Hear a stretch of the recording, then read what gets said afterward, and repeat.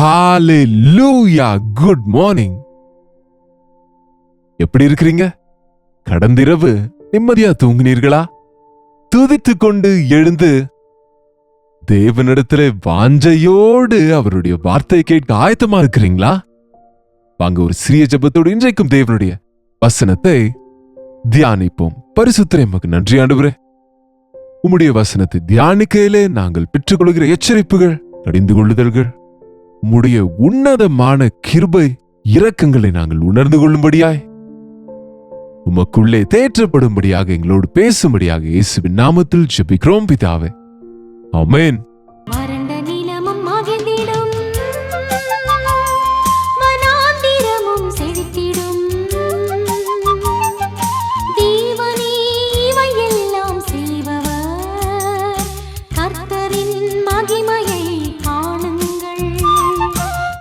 ஆமாங்க, பைபிள் வாசிக்கும் பொழுது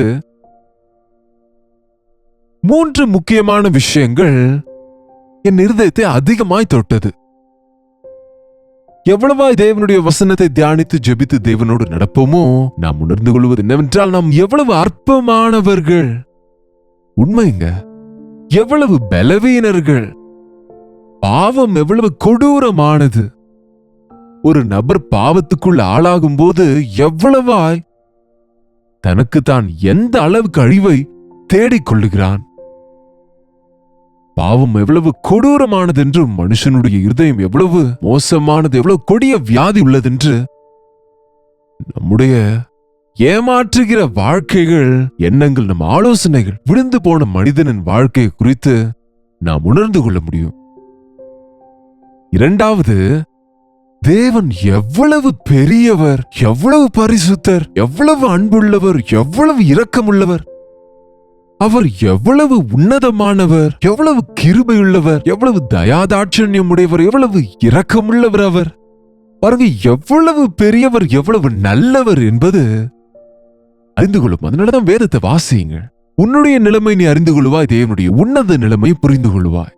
மூன்றாவது விஷயம், இவ்வளவு பெரிய பாவியையும் அவ்வளவு பெரிய பரிசுத்தர் நேசிக்கிறார் என்று, இப்படிப்பட்ட நிலைக்கு பின்வாங்கி போன நம்மை கூட அவ்வளவு உன்னத நிலைமைக்கு நம்மை கொண்டு வர அவர் ரட்சிப்பின் காரியத்தை நமக்காய் செய்தார் என்று, நம்மை பயனற்றவர்களை பயனுள்ளவர்களாக செய்யும் ரட்சிப்பு. வல்லமையுள்ள தேவன் அவர், ரட்சிக்கிற தேவன் அவர், நாம் இழந்து போன எல்லாவற்றையும் திரும்ப தருகிறவர் என்று, ஒரு பாவியை பரிசுத்தனாய் மாற்றுகிற தேவன் என்று, ஒரு பயனற்றவனை பயனுள்ளவனாய் செய்கிறவர் என்று, அவருடைய வார்த்தை கேட்கிறவனை, கேட்டு நடுங்குகிறவனை கொண்டு அற்புதங்களை செய்கிற தேவன் என்று வேதத்தில் வாசிக்கின்றோம். தாவீது உத்தமமாய் தேவனை பின்பற்றினான். காரணம், தாவீது தேவன் எவ்வளவு பெரியவர் என்று உணர்ந்து கொண்டான், பெரியவனானான். சாலமோன் தேவனுடைய ஞானத்தை சம்பாதித்துக் கொண்டான், பெரியவனானான். ஆனால் தன்னுடைய மோசம் செய்கிற இருதயத்தை குறித்து உணர்ந்து கொள்ளாமல் இருந்தான். அதனால்தான் அழிந்து போய்விட்டான். திரும்ப அதன் பிறகு தாவீதுக்கு தந்த வாக்குத்தத்தத்து நிமித்தம், அந்த ராஜ்யத்திலே உன்னுடைய குமாரரில் ஒருவர் சிங்காசனத்தில் இல்லாமல் இருக்க மாட்டார்கள் என்று தாவீதுக்கு தந்த வாக்குத்தத்தத்தின் நிமித்தம் எவ்வளவு ராஜாக்கள் மட்டமானவர்களா இருந்த போதிலும், எல்லாரும் வேதனைப்படுத்துகிறவர்களே, கலகம் செய்கிறவர்கள், தேவனுக்கு விரோதமாய் நடக்கிறவர்களா இருந்தாலும் இன்னும் கிருபை, இன்னும் தயவு காண்பித்து இப்போது வரை நாம 18 ராஜாக்கள் குறித்து பார்த்து கொண்டு வந்தோம். ஒருவர் இருவரை தவிர எல்லாரும் தேவனை துக்கப்படுத்தினார்கள். இருவர் கூட மனஸ்தாபப்பட்டார்கள். யோசியா மனஸ்தாபப்பட்டு குணப்பட்டதினாலே ஆசீர்வதிக்கப்பட்டான். அதன் பிறகு அவன் குமாரராகிய யோவாகாஸ் ராஜ்யத்துக்கு வந்தவுடனே இஷ்டம் போல நடந்து கொண்டான். 3 மாதத்திலே அவனுடைய அரசாட்சி முடிவுக்கு வந்தது, கட்டப்பட்டான். நேற்று நம்ம பார்த்தோம் யோயாக்கீம். இவன் ராஜாவாக அபிஷேகிக்கப்பட்ட போது 25 வயதுள்ளவனா இருந்தான். ஒரு 11 வருஷங்கள் அரசாண்டான். 2 நாளாகமும் 36:5 யோயாக்கீம். இவனுடைய வாழ்க்கையிலும் கூட அப்படியே தேவனை துக்கப்படுத்தி, தேவனை வேதனைப்படுத்தியதாக பார்க்கிறோம். இப்பொழுது தேவன் இன்னொரு குமாரனை, இந்த யோசியாவின் குமாரரில் 3வது ஆள் இந்த யோவாகாஸ், 2வது மகன் யோயாக்கீம். இன்னொரு மகன் இருந்தான். அவனுடைய பெயர் யோயாக்கீன். இந்த யோயாக்கீனை ராஜாவாக செய்தார்கள். இந்த யோயாக்கீன் 9ஆம் வசனத்தில் யோயாக்கீன் ராஜாவாகிற போது 8 வயதாயிருந்து 3 மாதமும் 10 நாளும் அரசாண்டானாம். ரொம்ப பெரியது. 3 மாதமும் 10 நாட்களும்.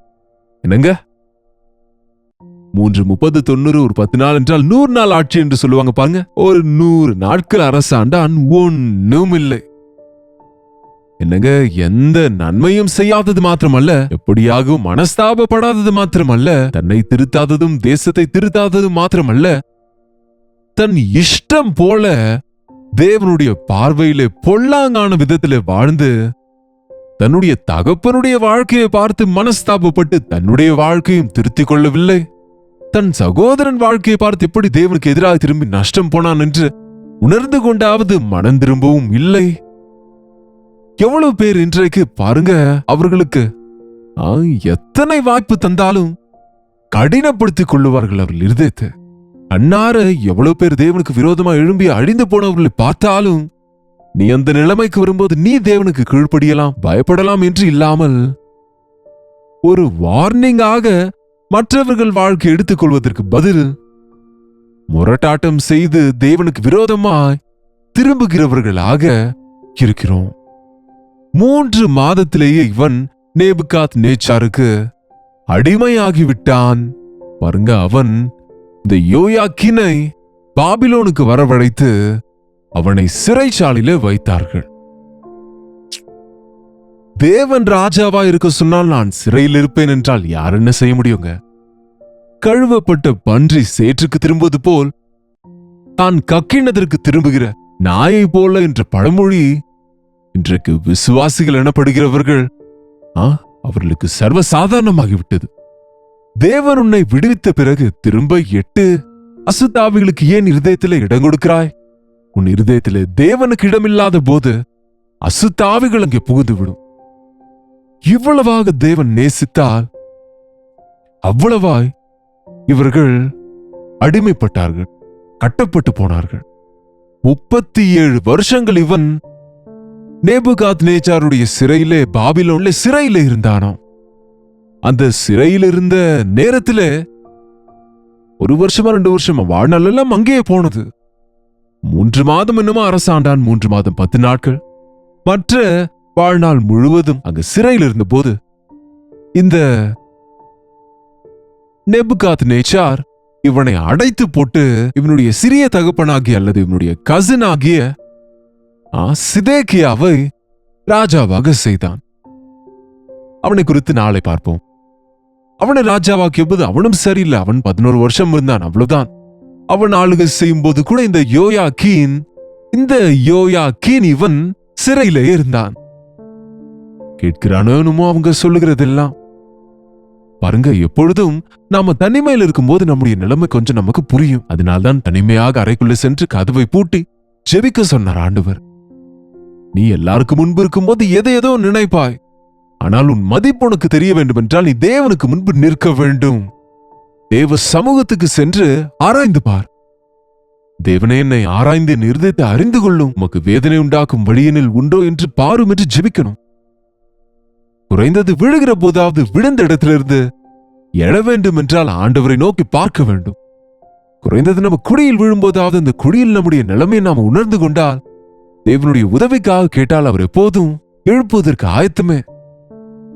அநேக வருஷங்கள் அந்த சிறையில் இருந்தபோது தேவன் அவனுக்கு இரக்கம் செய்தார். ஒருவேளை இவன் மனஸ்தாபப்பட்டானோ இல்லையோ இங்க எழுதப்படவில்லை. இந்த ராஜாவாகிய சிதேக்கியா கூட தான் தோற்று போன போது 11 வருஷத்துல 37 வருஷங்களாய் சிறையில் இருந்த யோயாக்கீன் இவனை பாருங்க. ஒரு முறை இது குறித்து பார்ப்போம். ராஜாக்களின் 2ஆம் புத்தகம். இதெல்லாம் நமக்கு கம்ப்ளீட் ஸ்டோரிஸ் வேண்டும் என்றால் ராஜாக்கள் 1 ராஜாக்கள் 2 ராஜாக்கள் மற்றும் 1 நாளாகமும் 2 நாளாகமும் முழுவதும் வாசிக்கணும். சில முறை இவர்கள் காலத்தில் தீர்க்கதரிசிகளாயிருந்த எரேமியா மற்றும் இன்னும் அநேகர் தீர்க்கதரிசிகள் இருந்தார்கள். அவர்களுக்கு தேவன் சொன்ன காரியங்களும் இந்த தீர்க்கதரிசிகளின் புத்தகத்திலும் கூட இவர்கள் பெயர்கள் இடம்பெற்றிருக்கும். யாரோ ஒருவர் எங்களை கேட்டாங்க, நீங்க சைமல்டேனியஸா இந்த ராஜாக்களின் காலத்தில் இருந்த தீர்க்கதரிசிகளை குறித்தும் சொல்லுங்கள் என்று. அதை கம்பேர் செய்து சொல்லுங்கள். யூதா ராஜாக்கள் இஸ்ரவேல் ராஜாக்கள் குறித்து சொல்லுங்கள் என்றார்கள். அப்படி சொல்ல வேண்டுமானால் நாம நல்ல சீரியஸா சில பைபிள் கிளாஸஸ் செய்யணும். நீங்க இன்னமோ அனுதின தியானத்துக்கே உங்களுக்கு வேலைகள் இருக்கும் என்று சொல்லி சுருக்கமா 20 மினிட்ஸ்ல முடிக்கிறோம். இன்னொரு முறை கர்த்தருக்கு சித்தமானால் தீர்க்கதரிசிகள் குறித்து கற்றுக்கொள்ள போகிறோம். இங்கே ராஜாக்களின் 2ஆம் புத்தகத்தில் நாம் பார்த்தோமானால் 25ஆம் அதிகாரம் 27ஆம் வசனம், யூதாவின் ராஜாவாகிய யோயாக்கீனுடைய சிறையிருப்பின் 37ஆம் வருஷத்திலே 37 வருஷங்கள் சிறையில் இருந்தான் என்றால் எப்படி இருப்பான் யோசித்து பாருங்க. எலும்பு கூடு போல இருந்திருப்பான். என்னங்க, அவன் ரூபம் ராஜ கம்பீரம் அல்ல, ஒரு பெக்கராக இருந்திருப்பான். 37ஆம் வருஷம் 12ஆம் மாதம் 27ஆம் தேதியிலே ஏவில் மிரதாக் என்னும் பாபிலோன் ராஜா தான் ராஜாவான வருஷத்துல யூதாவின் ராஜாவாக யோயாக்கீனை சிறைச்சாலையிலிருந்து புறப்பட பண்ணி அவன் தலையை உயர்த்தி அவனோடு அன்பாய் பேசி அவனுடைய சிங்காசனத்தை தன்னோட பாபிலோனில் இருந்த ராஜாக்களின் சிங்காசனங்களுக்கு உயரமாக வைத்து அவனுடைய சிறைச்சாலை வஸ்திரங்களை மாற்றினான். அவன் உயிரோடு இருந்த சகல நாளும் நித்தம் தனக்கு முன்பாக போஜனம் பண்ணும்படி செய்தான். அது மாத்திரமல்ல, அவன் உயிரோடு இருந்த நாளெல்லாம் அவனுடைய செலவுக்காக ராஜாவினால் கட்டளையான அனுதின திட்டத்தின்படி அனுதினமும் கொடுக்கப்பட்டு வந்தது. வெளியே கொண்டு வந்தானே தவிர ராஜாவாகவில்லை. அங்கே உட்கார வைத்து அவனுக்கு ஃப்ரீயாக அவனுடைய அறிவுரைகளை ஆலோசனைகளை கேட்டறிய அங்கே யூதா ராஜா ஒருவன் இருக்கிறான், ராஜவம்சத்திலிருந்து ஒருவன் இருக்கிறான் என்று சொல்லிக்கொள்ள அந்நியனாகிய ராஜா அவனை பயன்படுத்தினான். எது எப்படி இருந்தாலும் அவன் மனஸ்தாபப்பட்டபடியால் குறைந்தது அவனை 37 வருஷங்களுக்கு பின்பு வெளியே கொண்டு வந்து சிறையிலிருந்து விடுவித்து அவனுடைய துக்க வஸ்திரங்களை எடுத்து போட்டு தனக்கு பட்டினி இருக்கிற வாழ்க்கையிலிருந்து விடுவித்து நல்ல உணவு கொடுத்து அந்த ராஜாவிடம் அவன் வாழ்நாள் எல்லாம் இருந்தானாங்க. என்ன பிரயோஜனம், என்ன பயன் இருக்கு சொல்லுங்க? வயிற்று பிழைப்புக்காக தேவனை பின்பற்றுகிறவர்களா இருக்கிறோமா? இந்த உலகத்திலே சுகமா இருந்தால் போதும் என்று நினைக்கிறோமா? தேவன் எவ்வளவாய் நம்மை ஆசீர்வதித்து ராஜரிக ஆசாரிய கூட்டத்தில் வைத்தால் நாம் ஏதோ எந்த நாளைக்கு அந்த நாள் ஏதோ கூலிக்காரன் போல வாழ வேண்டும் என்று, சம்பளம் வாங்குகிறவன் போல மனுஷருக்கு அடிமைகளா இருக்க வேண்டும் என்று, மனுஷருடைய தயவிலேயே வாழ்ந்து விடலாம் என்று நினைக்கிறோம் பாருங்க. அவருடைய மகன்களாய் செய்து கொண்டார் தேவன். அதிகாரம் தேவன் தந்திருக்கிறார். சுதந்திரத்தை கொடுத்திருக்கிறார் தேவன் நமக்கு. நம்முடைய சுதந்திரத்தை தவறாய் பயன்படுத்தி உன்னை உண்டாக்கினவரை மறந்து உண்டாக்கப்பட்டவர்களை வணங்கி மனிதர்களை இன்று வணங்கிக் கொண்டு பறவைகள், மிருகங்கள் மற்றும் மனிதர்களுடைய ரூபத்துக்கு தேவனை ஒப்பிடுகிற சீர்கட்ட மனதோடு மனிதர்கள் இருக்கிறார்கள் என்பது எவ்வளவு உண்மை. இந்த கடைசி காலத்தில் இப்படிப்பட்ட நிலைமையை கண்ணார பார்க்கிறோங்க. எங்கேயோ இருக்க வேண்டிய நீ இன்றைக்கு எங்க இருக்கிறாய் பார். அந்த தகப்பனின் அன்பிற்கு தகுதியான நீ பன்றிகளின் தவிட்டினால் வயிற்றை நிரப்ப நினைக்கிறாயே, உணர்வடைய மாட்டாயா? உணர்வடைந்த மகன் திரும்பி வந்த போது தகப்பன் ஏற்றுக்கொண்டது போல் இன்றைக்கு நம்முடைய ஆண்டவர் நம்முடைய தவறுகளை உணர்ந்து கொண்டு நம்முடைய நிலைமையை உணர்ந்து மனஸ்தாபப்பட்டால் நீ இழந்து போன எல்லாவற்றையும் திரும்ப உனக்கு தர வேண்டும் என்று இருக்கிறார். எவ்வளவாய் தேவன் தாவீது நிமித்தம் இந்த இஸ்ரவேல் மக்களில் ஒருவரை, அந்த யூத வம்சத்திலிருந்து ஒருவரை, அந்த தாவீதின் குமாரரில் ஒருவரை ராஜ்யத்தின் மீது வைக்க வேண்டும் என்று விரும்பின போதிலும் ஒருவருக்கு பின் ஒருவர் அவரை வேதனைப்படுத்தினபடியால் கடைசியில இதோ சிதேக்கியா அவனுக்கு ஒரு சான்ஸ் கொடுக்கப்பட்டது. கர்த்தருக்கு சித்தமானால் நாளைக்கு அவனுடைய வாழ்க்கை குறித்தும் தியானிப்போம். அவனும் கூட தேவனை துக்கப்படுத்தினான், அவனும் கூட விழுந்து போய்விட்டான். அதனால் பாருங்க, தேவனுடைய கோபம் இஸ்ரவேல் ஜனாங்கத்தின் மீது உக்கிரம் அடைந்தது. இப்படிப்பட்ட பயங்கரமான நிலைமைக்கு நாம பின்வாங்கி போகாமல், நமக்கு தகுதி இல்லாவிட்டாலும் நம்மை கிறிஸ்து தம்முடைய இரத்தத்தினால் வாங்கி நம்மை விடுவித்து, கைதிகளாக இருந்த நம்மை விடுவித்து, பாவத்தினால் கட்டப்பட்டிருந்த சாத்தானின் சிறையிலே சிக்கிக் கொண்டிருந்த குடிகாரர்கள், திருடர்கள், விபச்சாரர்கள், பொய்யர்கள், ஏமாற்றுகிறவர்களே, விக்கிராராதனைக்காரரே, வாழ்க்கையை அழித்துக் கொள்ளுகிறவர்களை இன்றைக்கு கிறிஸ்து தம்முடைய இரத்தத்தினாலே கழுவி ராஜரீக ஆசாரிய கூட்டத்திலே சேர்க்கிறார். நித்தமும் என்னோடு நீங்கள் இருப்பீர்கள் என்று வாக்குத்தத்தம் செய்கிறார். மனம் திரும்புவோம். ஆண்டவருடைய பிள்ளைகளாக, அவருடைய குமாரர்களாய், குமாரத்திகளாய், ராஜாதி ராஜாவாகிய தேவாதி தேவனாகிய கிறிஸ்து பிள்ளைகளாய் ராஜரீக ஆசாரிய வம்சத்திலே சேர்ந்தவர்களாக இருப்போம். ஜெபிப்போமா? பரிசுத்தரே, எமக்கு நன்றி ஆண்டவரே. எத்தனை நன்மைகள் செய்தாலும், எவ்வளவு வாய்ப்புகள் தந்தாலும், இன்னும் கெட்டுப் போகிற எங்களுடைய மோசமான இருதயத்தை நாங்கள் கவனித்து உணர்ந்து கொண்டு மனஸ்தாபப்பட எங்களுக்கு உதவி செய்யும். எச்சரிப்புகளையும் கடிந்து கொள்ளுதலையும் புறக்கணிக்காமல் எங்களுடைய இருதயத்தின் உண்மையான நிலை எங்களுக்கு வெளிப்படுத்துகிற வசனம் என்னும் வெளிச்சத்தை நாங்கள் அலட்சியப்படுத்தாமல், இன்றைக்கு அவருடைய சத்தத்தை நீங்கள் கேட்பீர்களானால் உங்கள் இருதயத்தை கடினப்படுத்தாதிருங்கள் என்று வசனத்திலே சொல்லியிருக்கிறபடி, நீர் இத்தனை விதத்துல இவ்வளவு பேர் வாழ்க்கையை கொண்டு எங்களுக்கு நீர் எச்சரிக்கும் போது எங்கள் இருதயங்களை கடினப்படுத்திக் கொள்ளாமல் எங்கள் மனதை மென்மையாக்கி நாங்கள் மனம் திரும்பி குணப்படுவதற்கு உதவி செய்யும்படியாய் இயேசுவின் நாமத்திலே ஜெபிக்கிறோம் பிதாவே, ஆமென். நம்முடைய பிதாவாகி தேவனுடைய அன்பும் குமாரனாக இயேசு கிறிஸ்துவின் கிருபையும் பரிசுத்த ஆவியானவருடைய அந்யோன்யமும் ஐக்கியமும் குடி வந்திருக்கிற நம் அனைவருக்கும் இப்பொழுதும் சதா காலமும் துணையாயிருப்பதாக, ஆமென். தேவனுக்கு ஸ்தோத்திரம். நீங்க கேட்கிற இந்த ராஜாக்களின் வரலாறு உங்களுக்கு ஆசீர்வாதமா இருந்தா, இன்னும் இந்த ராஜாக்களின் வரலாறு தொடரும்படியாக இந்த யூதா ராஜாக்களிலே கடைசி ராஜாவா இருக்கிற சிதேக்கியா குறித்து கர்த்தருக்கு சித்தமானால் நாளைக்கு நாம கற்றுக்கொள்ள போகிறோம். அதன் பிறகு இஸ்ரவேல் ராஜாக்களை குறித்தும் நாம தியானிக்க போகிறோம். அதே போல உங்க ஜெப விண்ணப்பங்கள் பாரங்களை எங்களுக்கு தெரியப்படுத்த 8939801234 என்கிற எண்ணிற்கு நீங்க ஒரு டெக்ஸ்ட் அல்லது வாய்ஸ் மெசேஜ் மூலம் வாட்ஸ்அப் பண்ணுங்க. உங்களுக்காக நாங்க ஜெபிக்கிறோம். கர்த்தருக்கு சித்தமானால் திரும்பவும் நாளைக்கு அனுதின தியானத்தில் உங்களை சந்திக்கிறேன். அதுவரை கர்த்தருடைய கிருபை உங்களுக்கு துணையாக இருப்பதாக.